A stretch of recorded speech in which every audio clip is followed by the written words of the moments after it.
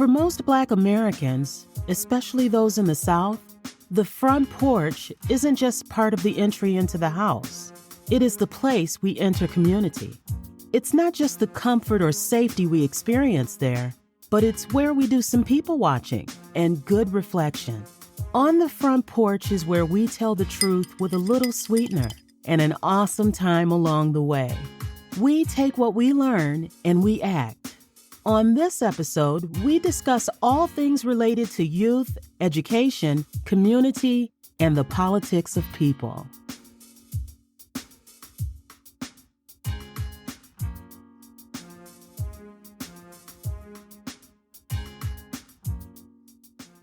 All right. So, deeper than water, right? So for those of you who still don't understand, why do we keep talking about water? What does this really mean? In the middle of the pandemic, I know March 13th, like I know my birthday, right? Because that is the day that APS said, hey, you all can't come back in this building the way we know it. And what we saw subsequently was about 600 reported on average, 600, mostly Black male youth go to the corners selling water at various intersections. And at first, no one knew what to do. I don't know if we still do. And so what we did know is that something had to be done. What I am most proud about as I learned to celebrate the wins is that Coach Boyd, who's co-founder of a nonprofit that I helped to lead and run, said one day, you know, do you see these young men at this corner? And I'm like, yeah, I've noticed them too. Past them as I go to the grocery store. At that time, I was venturing out just once a week to go to Kroger. And then another day he said, well, let's grab some pizza and go see what it's about. And so he did that with some other men and came back and said, okay, there may be something here. So we grabbed some trash bags, some masks, and we went back out there and we began to build relationship with these young men. It's Deeper Than Water came about because when we literally had to pay them to come off of the corner because we couldn't really get any direct answers from them because we were standing between them and their money, them and their livelihood at that corner, you know, and I think at that time we were paying them $100 a day and buying out their inventory just to get their attention.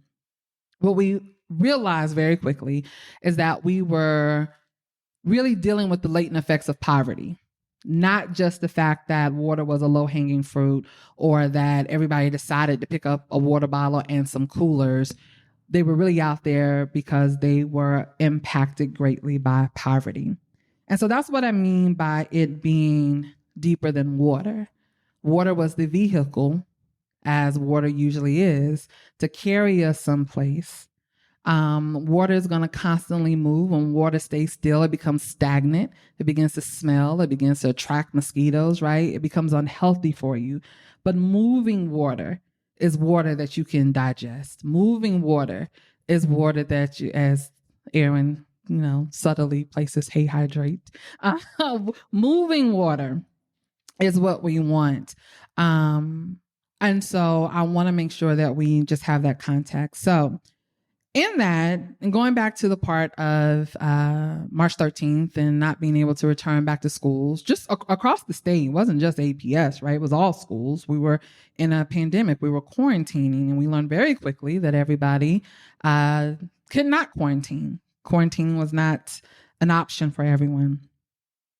So let's just start right from the beginning. Outside of the pandemic, because what we know is that now that school has opened, a lot of students have not returned back to the classroom. So I'm going to kick this question off to you first, Aaron. Why do we see, or why do you think we see an increase in truancy, specifically around Black male youth? And how do you think that may or may not correlate to some of the rising youth on youth violence that we're currently seeing? That's a really good question. So I'll answer this question from a perspective of a former educator at a alternative school here in Metro Atlanta. What I found was that one of the reasons that young people may not come to school is because they are surviving outside of school. What that means is some young people are experiencing what KaCey mentioned earlier, latent aspects of poverty. So if we look at Maslow's hierarchy of needs, it talks about in order for us to reach self-actualization, there are certain things that we need in order for us to just be okay. And many of our young people aren't getting those basic needs met.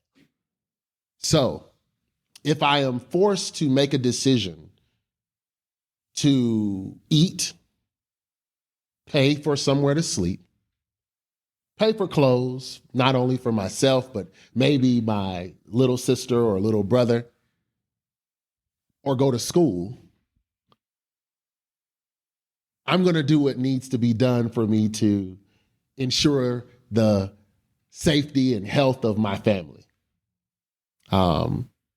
While school should be a safe place for me to get food and not be judged and find the care that I need in order to survive and ascend to my highest potential, sometimes during a survival state, young people don't see that. I'll leave you with this. One of the things that I absolutely employed as an educator was the idea of relevant instruction. Adolescents are really big on relevancy. Why would I go to class to learn about Shakespeare? Mind you, I was an English teacher, so, for me to talk about Shakespeare is blasphemy, right? But why would I go to school to learn about Shakespeare when I can go up the street and make $200 in an hour, and that $200 can feed my whole family for the week? I want to pause right there because I think that's a perfect segue from a story that I've heard you've mentioned before, Courtney, when you kind of got your wake-up call when you were teaching. Do you mind sharing a little bit of that? Because I think it makes sense. And I think it helps for people to understand that these aren't one-offs. These aren't silos when we speak of these engagements that we have with young people. When we speak of these experiences, to my knowledge, I don't think you all have met or had a conversation. So for him to say that, will you share the experience you had in your classroom? Absolutely. I mean, it is, first, thank you so much for having me. The long and short of it is I was a middle school teacher, taught all boys on Bankhead at Best Academy. One day I thought I was doing a pretty good job at teaching a lesson. I think it was on the Inca and Aztec or something like that. And, to your exact point, I look out to the classroom and the kid is going stark raving crazy, right? Like he doing what he do. You know what I mean? He throwing stuff, like he just messing with the other kids. And I think I'm doing a pretty good job at teaching, this really, really interesting and necessary lesson that the good folks told me I had to teach. And, sooner or later, I just pulled him aside. I was like, bro, you're going to have to, like, what's up, man? You're going to have to holler at me or whatever. And so long and short of it, man, like his name was Deshaun. And he looked at me in my eyes outside the classroom and just said, look, man, the stuff you teaching isn't going to help me feed my sister tonight. It was irrelevant. And that's the short version of the story. But like in that moment, like so much truth kind of washed over me. And this is a kid who was 12 years old and was effectively the head of his household. And for a whole bunch of reasons. And so, same, like I'm the choir, like I can't say it any better than you've already said it, but like kids are coming to school facing some impossible circumstances. And oftentimes what happens inside the schoolhouse is really irrelevant. 1 + 1 is irrelevant if I can't put food in my stomach. The Inca and Aztec is irrelevant if I don't know where I'm gonna sleep tonight. All of the stuff that happens inside of school has, most of that stuff candidly has zero connection to what our kids are facing outside of the school and some of the circumstances they are facing. And so we've got to find a way to bridge that gap. And I think that's important because I guess it's 2 weeks ago now. Me and my family were on the front porch, right? And beautiful day. Elders were dressed in their African garb, headed to go see Alvin Ailey, right? The Saturday matinee. And we see a horse-drawn carriage going down the street. And it's carrying the body of Lloyd, a Washington High School student who was shot. If anybody's familiar, Lloyd is actually Lloyd Jr., the son of Yellow Boy. If you are into hip hop and rap and aware of his contributions to the music industry, it was his son who was shot and killed. And my heart sank for a moment because what I saw behind his horse-drawn carriage was about 100 kids literally in the streets, almost like it was a parade. Right. And they were carrying signs and they were calling his name and they were finding a way to celebrate their friend. But all I saw was, gosh, as much as I don't want to think this, who's going to be next?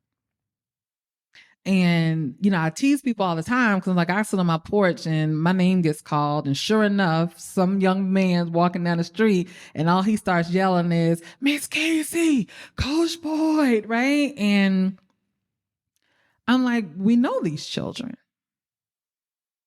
but they're following a horse-drawn carriage. And so if what we're teaching them in school is irrelevant, right? And not wholly, but for what a lot of them are experiencing. And they're not going to school because they either don't feel safe or don't feel like what they're getting is necessary to their existence right now. They're finding themselves on the streets. And when you are 14, 15, 16, and your frontal lobe is not completely developed, right? You're still learning how to make proper decisions in very real circumstances.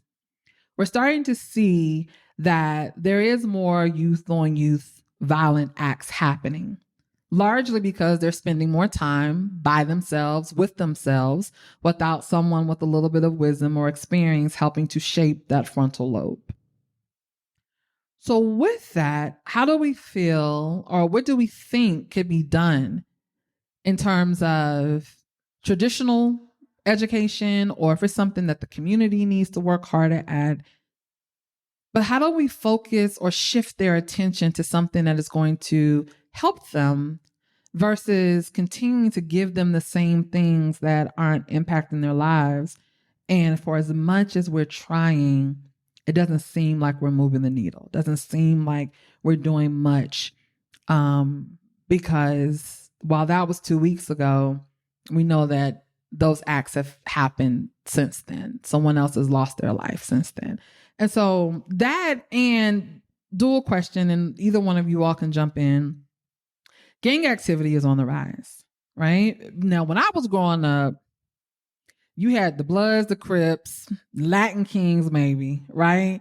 I don't have enough fingers and toes to count the number of gangs, right, in this city and across the country. So many, in fact, that you speak of alternative schools. These children cannot go to school unless they have on white shoes, white, black, or gray khakis, because every single color in the rainbow is associated with a gang. That's somebody. Yeah. That belongs to all of us. So what do we do? How do we shift their focus to something that's going to be good? Because they're falling to traps that they're setting for themselves, in a sense. So I think a few things. One, we do a lot of talking at people generally. We do a lot of talking at each other, but we definitely do a lot of talking at kids. And I think we need to first and foremost ask them, right? I think y'all know what y'all are dealing with every single day. Y'all know the issues that you're facing, whether it's inside the classroom, at home, in the street, so on and so forth. And I don't think we've done a good enough job of trying to unpack that and really listen to our young people. And so one of the things that we're trying to work on the city side is really build out what's essentially will be like a platform, a youth-based platform for them to tell their own stories. Like, so imagine us giving youth a podcast studio, a TV station, a camera, and everything they need, and just tell what's happening, right? And so that's important because I think a lot of the times the solutions that we develop work in our mind logically, right? They might be, following somebody's curriculum, pedagogy, so on and so forth, but we haven't done anything to actually say like what is really going on in your life, right? Like we can come up with this cool program, and all bruh might have needed was a hug. You know what I'm saying? Like, bruh just needed you to show up and some food real quick, and you showing up with these 9 different things. And so, like, I do think we got to do a better job of listening. The second thing I would say, as it relates to the gang problem, is we got to build different gangs. We got to build, it's if you think about gang culture, right? There's a recruitment process. There's kind of there's an interest stage. There's a recruitment process. It means something. It means something to be a part of something. And I think when we lack those opportunities, right? Like the basketball team is a good gang.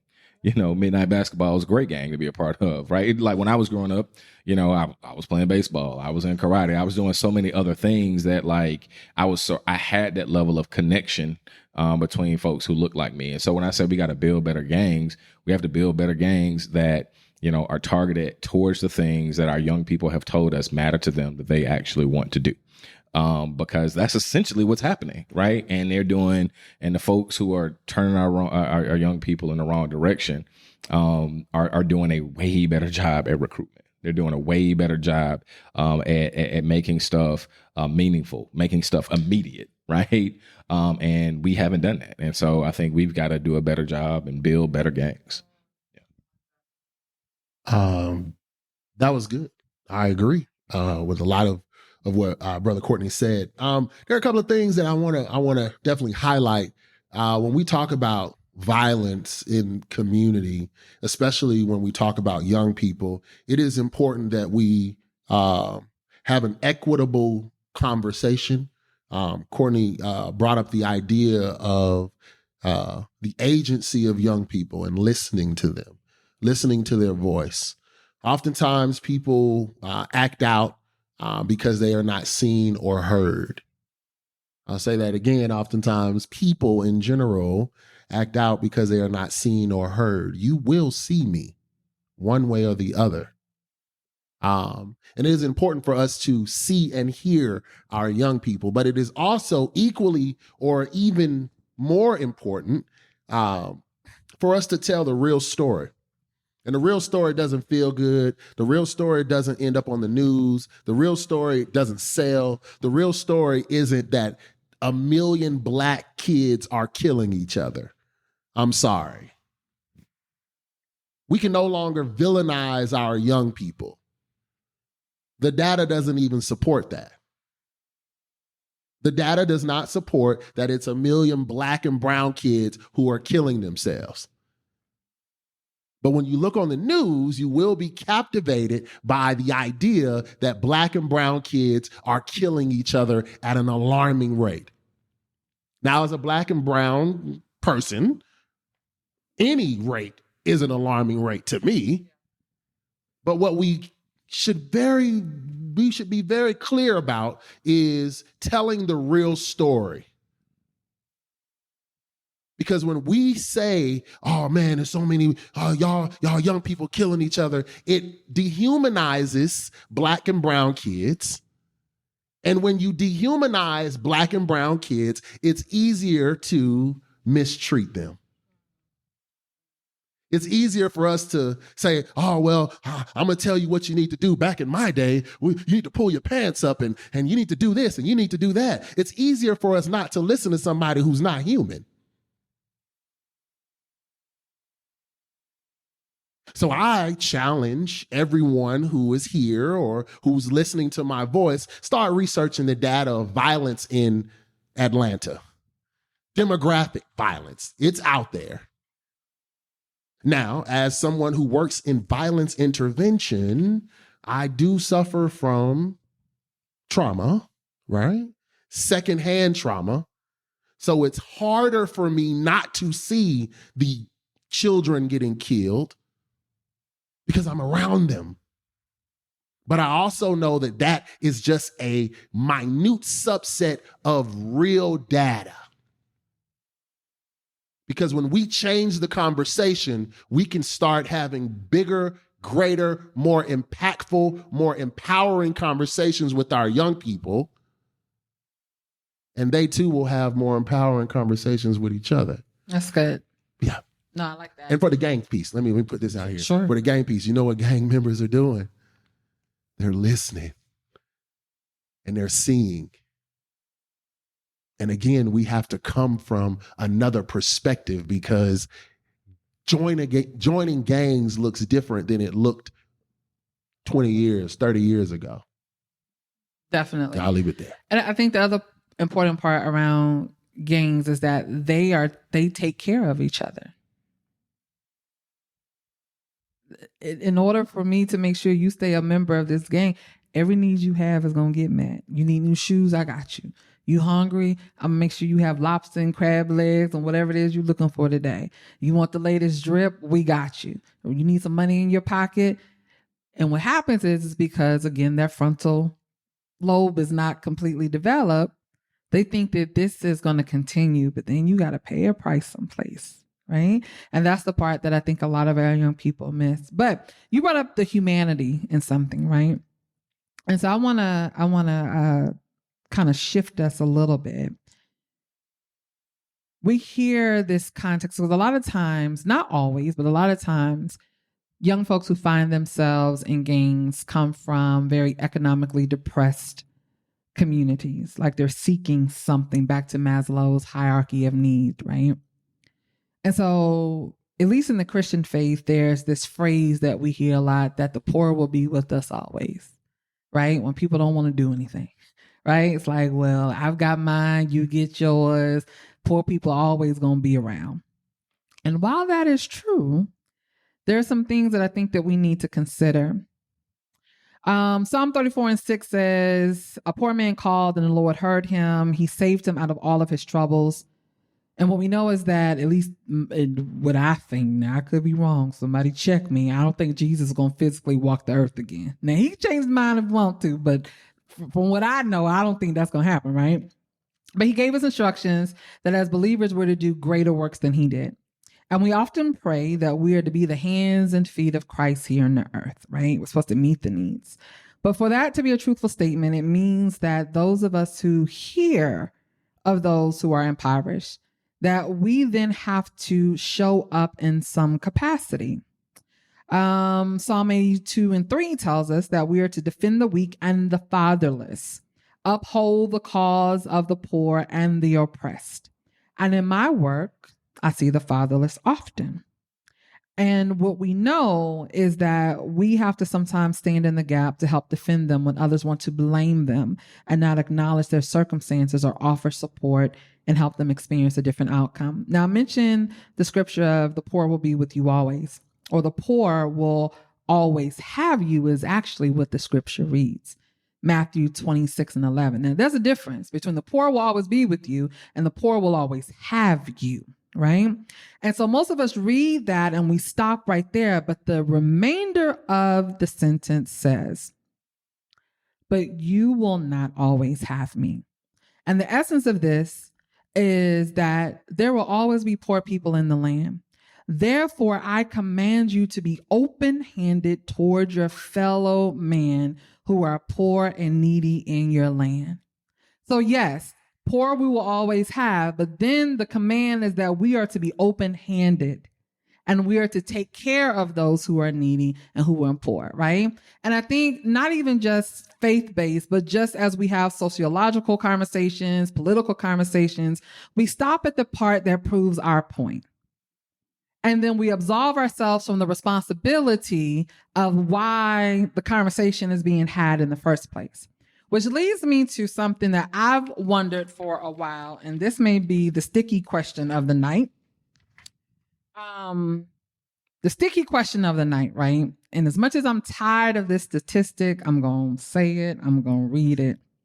Because until we fix it, somebody's going to have to sound the clarion call. Okay?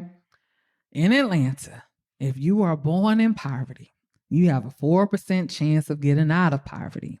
We also know that Atlanta is either 1 or 2 in wealth inequality in this country. Here's the sticky question. We've had 50 years of Black leadership. From municipalities, the school board, county, police chiefs, fire chiefs, right? We also know that there are 3 major players in this city. The city, the school system, and the Metro Atlanta Chamber of Commerce. Now, with all those things there, my question is 2 parts. How do we get to a place where we have the widest wealth inequality with all those things I just mentioned? And 2, why is poverty so prevalent in our city? Because I think there's 2 separate answers. And again, nobody on this stage and nobody currently in office is to blame. This is something that has developed over decades. It's how did we get there? And how do we get to the point where we've had all of these wonderful things? Atlanta's the black Mecca. Folks still moving here by the thousands every single day, right? I call it, excuse me, Katie, and whoever else is now melanated on the screen, right? I call it the land of magical Negroes. Okay. So, it can be Wakanda to you.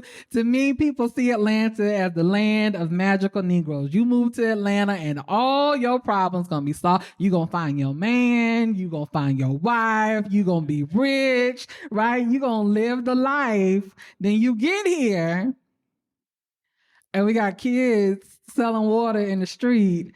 We're the widest wealth inequality city in the entire country, and you got a 4% chance of getting out of poverty if you were born into it. Somebody help me make sense of it, because I can't figure it out. Oh, I'm gonna let you have it for now. I got a lot. Yeah, no, I think so it. So I want to go back and say that that 50-year number. Guess what, guys?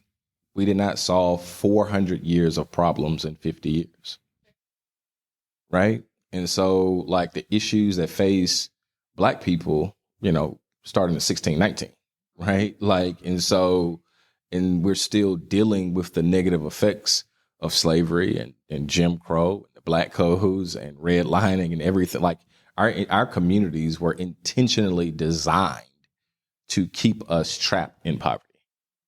And so I think, I am a government guy at the moment. So I'm not going to put that at the feet of, 50 years of Black leadership, because I think it matters that Maynard Jackson, started minority participation, right? It matters that because that leads you to having, the largest number of Black businesses per capita than any city in America. Right. But I think what happened in that, honestly, is that when you talk to that generation, we sit in an edifice dedicated to Herman James Russell. Like, when you talk to that generation, what happened is that they forgot, couldn't send the elevator back down. Right. And so our friend Jay Bailey, who runs this center, always talks about we got to build as we climb. And so I think there was a generation of folks, because candidly, they started out, with a 200 years, economic deficit from a business perspective. Like, and so they got access to contracts, they got access to business, they got access to things, and never sent the elevator back down. And you can fault them for that. And some of them need to be held accountable for sure. But you got to also think they were also running a race with a 200-year deficit. Right. And so when we think about that, the challenge is incumbent upon all of us now to consistently ask the question, how do we send the elevator back down? Right. And so we have to be conscious and bold and urgent and angry to tear apart, break down the systems that are still in place in far too many places that have, again, created those pockets of wealth and created those pockets of poverty, because that's what you have, right? And so like you mentioned the chamber, and so like, you know, Atlanta has, I think the Atlanta way is, Atlanta's economic plumbing isn't designed to benefit the least of these anymore, right? And so what has occurred, I think, over time is that, you know, we've gotten a little too friendly with interests that don't serve the least of these. And so that economic plumbing, you know, we got to rearrange it. And in many ways, we got to break it apart and put it back together if we want it to work for the least of these. And so I think for the folks in office, the folks in the community, the folks all around, like the things that created those conditions got to be torn apart. Right. And so we are still very much in a place, it got good to some of us. Right. We got some spots, we got real comfortable. It's like, oh, it's nice up here. You know what I'm saying? We not, we ain't struggling as much as we were. And folks, we had to send the elevator back down. And so now we got to break apart those systems. We got to be honest about them. We got to be honest about the fact that, again, I think the economic plumbing of Atlanta serves folks at the tippy top. Whether you're candidly, the color in Atlanta is green, whether you're black or white, Atlanta has a way of conceding towards the almighty dollar.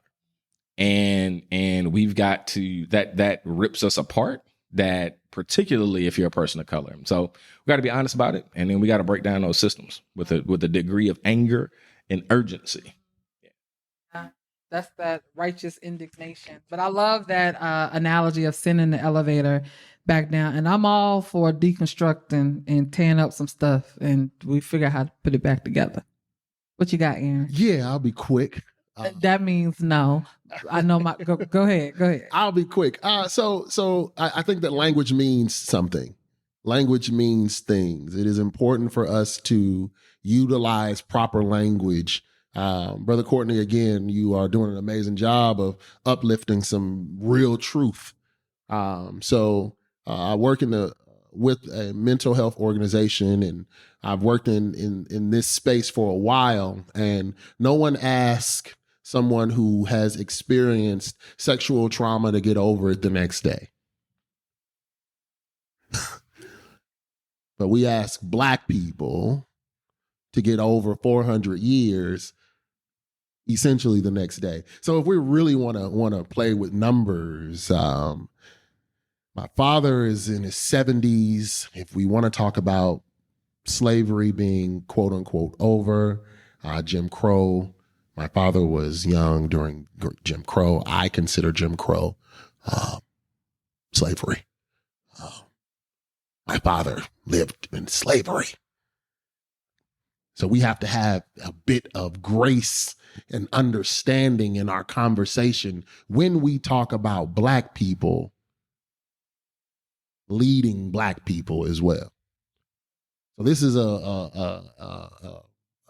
this conversation has a myriad of different things that need to be touched on. And I won't hit on them all.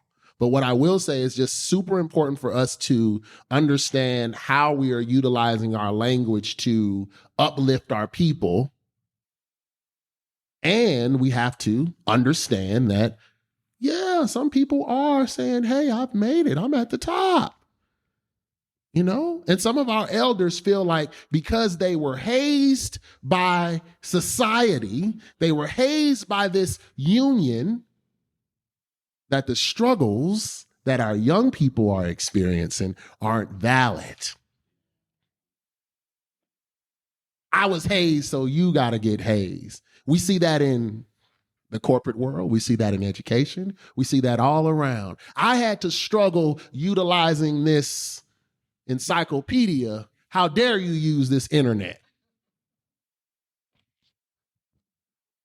So when we talk about our leadership here in Atlanta, I think that it's just super important that we provide some grace. I don't have to like your policy, but I respect you as a person. And sometimes I don't respect how you move, but I respect you as, and I'm unapologetically Black, I respect you as a Black person. Then we can have another conversation because you are still human to me. We just have to make sure that we're utilizing language correctly so we don't dehumanize and thus, start treating people like animals. Well, dang, y'all. Okay. Well, there is but no, I agree with all of that. Right. I do. And I pose that question again, not to point fingers, not to lay blame, but it's important to make sure that we're highlighting the facts.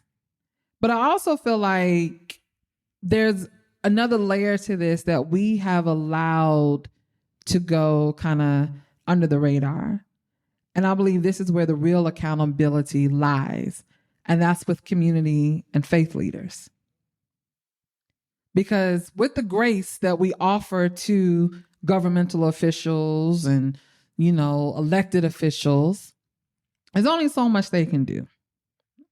Right? Like your hands get tied sometimes with bureaucracy and red tape and trying to please everybody over here and figure this piece out. But then there are those who don't have those constraints because ain't nobody elect them. They're not responsible to upholding somebody's ideal of them because they're not trying to get reelected in the next term. Our community and faith leaders that I think have gone silent largely. Now we got some very vocal people. I will forever give all the flowers to Gerald Early. Like there's no wrong that man can do for me. Like he gonna show up and he gonna be loud and bold and say the thing, right? And so we have people who speak up. So again, because folks be coming for me, I'm like, y'all ain't never heard the term generalization. Like it's always gonna be an exception to the rule, okay? But community and faith leaders, I think, are very quiet because everybody feels like that's not my lane. That's not my neighborhood. Somebody else is gonna take care of it, right? I don't want my dollars ruffled. Well, a lot of us ain't got no dollars, right? So ain't nothing to ruffle, right? So nothing to lose. Like speak up, do what it is that you need to do. But while we don't have to lay blame there wholly either, how do we come together as a community? How do community leaders, how do faith-based leaders show up in a way? Because historically, you talk about your father being in his 70s. Look, my daddy, my biological daddy, was born 1926. Okay? 1926. Can you imagine the stories I heard growing up? I'll insert this real quick story because shout out to my other Geechee sister over there, Lavanya. We love telling stories. So here's a story for you real quick. I have this thing called 2x4 power. Okay? And I call it that because we were in Virginia Beach and we were in my daddy's big red, right? That was a Dodge Ram truck. It was red. And we was at this place called AC Moore. It's like the Virginia version of a Home Depot and Lowe's. My daddy was a carpenter and a contractor by trade. You could just give him your wildest imagination. My daddy's going to sketch it on the paper and build it to scale without an architecture plan in sight. Okay? So we're getting 2x4s. This young white man comes up and he says to my father, "Boy, move your truck." This white man couldn't have been any more than maybe 25, 30 years old. Now I'm about 9 years old. And I'm like, well, that don't sound right. Because now, contrary to what y'all believe, Virginia Beach don't have a lot of us, okay? So I was used to the little microaggressions. I was like, I don't think that's right. And so my daddy didn't say anything. And the person that was with this young white man gets out and he said, "You didn't hear him? Move your truck, boy." And so my daddy says, "KaCey, get in the truck." And so I get in the truck, but we had the little window in the back that kind of looks out into the bed of the truck. And so I'm nosy. So I peeked through the little window, right, and opened it up so I could still hear. Henry has said nothing, but Henry has pulled one of those 2x4s and has cracked that man upside his head. And so I am just beyond myself because I'm thinking my daddy is going to jail. He has hit this young white boy in his head with a 2x4. My father very calmly put the 2x4 back on the bed of the truck, gets in, and we drive home. Now I'm home hollering and screaming because I'm thinking the police about to come knock on the door. And my mother is like, what is the problem? What is wrong? I sent my child with you one way. Why did she come back this way? Like, what is it? And he very carefully said, I did what I needed to do, so I didn't have to say what I needed to say. And so for me, while I'm not gonna walk around hitting nobody with a 2x4, right? It's in me. Sometimes I have to really check myself, because sometimes, I love Jesus and I lay hands, but I can lay hands too. Now you decide which one you want. Okay. So while I'm not gonna hit you with a 2x4, I do understand that sometimes you have to shock people. You have to shock their system.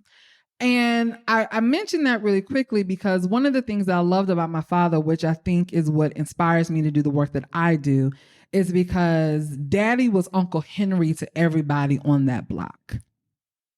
To all the young men whose daddies went around in jail, all the young men who fell victim to drug abuse or drug sales, couldn't just seem to get their lives together. He wrapped his arm around them and taught them the trade of carpentry so that they could then make money for themselves and for their families.